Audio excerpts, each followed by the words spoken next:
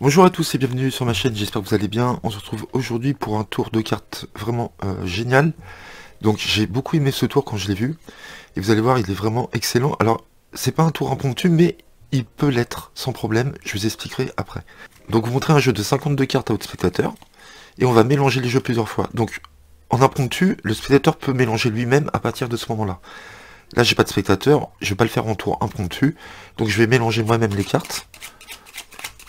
Vous n'êtes pas obligé de le faire en impromptu. Donc là, je mélange toutes les cartes. Et donc là, on va mélanger une nouvelle fois et le spectateur va devoir nous dire stop 3 fois. Donc il faut que les tas soient à peu près égaux, d'accord? Donc vous dites au spectateur, je vais mélanger et vous allez m'arrêter 3 fois. Et donc on va créer 3 paquets. Donc vous commencez votre mélange et le spectateur vous dit stop quand il veut. Alors c'est pas obligatoire que le spectateur vous dise stop, vous pouvez vraiment séparer les paquets quand vous voulez, mais c'est mieux qu'il vous dise stop. Donc imaginons, il dit stop ici, et on va faire un deuxième paquet. Donc c'est pareil, on mélange. Donc il faut que à peu près les paquets soient égaux. Donc là, c'est pas mal. Il vous dit stop ici. Et vous déposez le troisième ici. Si vous voulez, vous pouvez le faire vous-même. D'accord? C'est pareil, ça ne changera rien. Donc ici, nous avons 3 paquets. Et le spectateur va devoir éliminer 2 tas. Donc imaginons, il élimine ce tas-là et celui-là. Ici, on les met de côté. Vous faites remarquer que ici, vous avez un étui avec à l'intérieur une prédiction. D'accord? Donc on verra après quelle carte il y a ici. Donc nous avons un paquet en main, et le spectateur va devoir choisir une carte au hasard. Donc n'importe laquelle, peu importe, le choix est totalement libre. Donc imaginons, il choisit cette carte-là, on la retourne.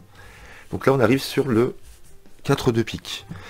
Et ce qu'on va faire, c'est qu'on va épeler 3 fois le 4 de pique, en déposant les cartes une à une sur la table. Donc Q, U, A, T, R, E, D, E, P, I, Q, U, E. Et on dépose le reste comme ça. Et ça, on va le faire 3 fois. Donc Q, U, A, T, R, E, D, E, P, I, Q, U, E. On dépose et on le fait une dernière fois. Q, U, A, T, R, E, D, E, P, I, Q, U, E. Et on dépose. Et ici, on arrive sur une carte qu'on va retourner. Donc là, on arrive sur un joker. Et vous montrez qu'il aurait pu choisir vraiment n'importe quelle autre carte. Il a choisi le 4 de pique, mais il aurait pu choisir ces cartes-là. Ok? Donc là, on arrive sur le joker. Et là, ici, nous avons une carte à l'intérieur. Vous pouvez laisser faire le spectateur. Il ouvre lui-même l'étui. Il prend la carte à l'intérieur de l'étui. Il retourne et on arrive sur un joker. Exactement la prédiction que j'avais fait. Donc c'est vraiment un tour fabuleux, je trouve. C'est un tour magnifique. Là, je ne l'ai pas fait en impromptu.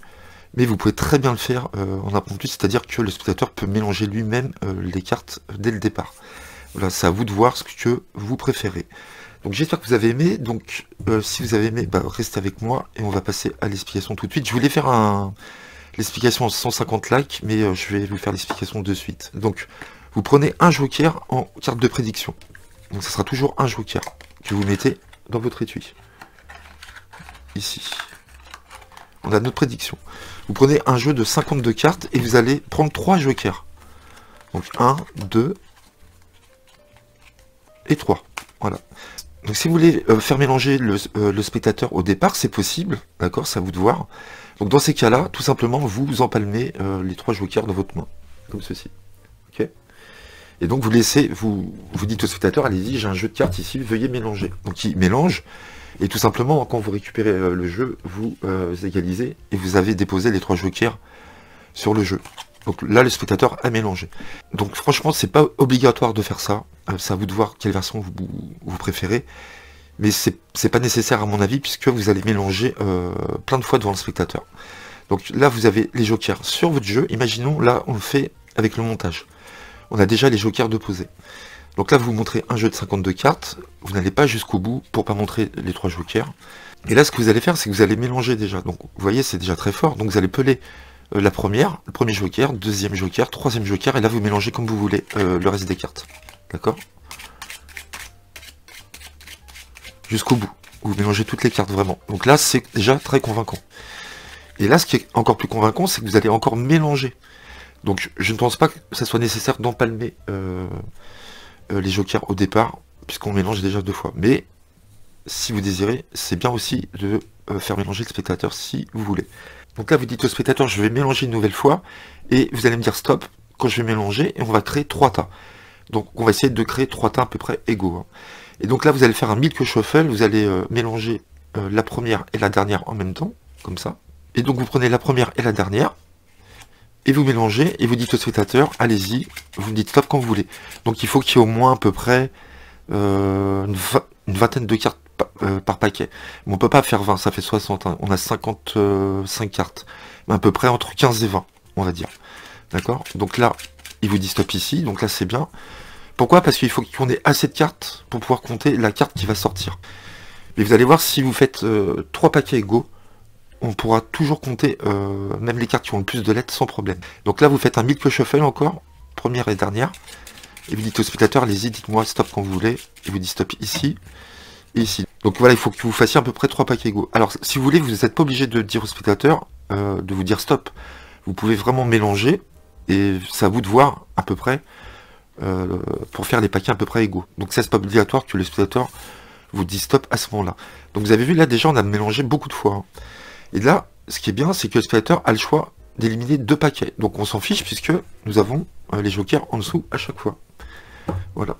Donc désolé pour la qualité de la vidéo, parce que là je ne le fais pas dans le même endroit que d'habitude.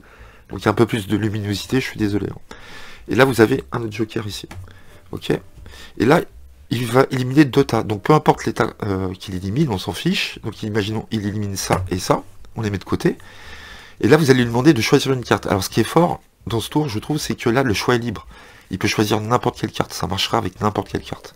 Donc ça c'est cool, qu'on ne force pas de carte à ce moment-là. Mais par contre, il ne faut pas qu'il choisisse le joker. Donc c'est pour ça que je vous conseille d'éventailler comme ceci. Voilà, ça suffit largement. Et vous n'éventaillez pas tout le reste. Vous éventaillez les 3 cartes du jeu. Et vous dites, allez-y, prenez n'importe quelle carte. Là, il ne prendra jamais la dernière ici.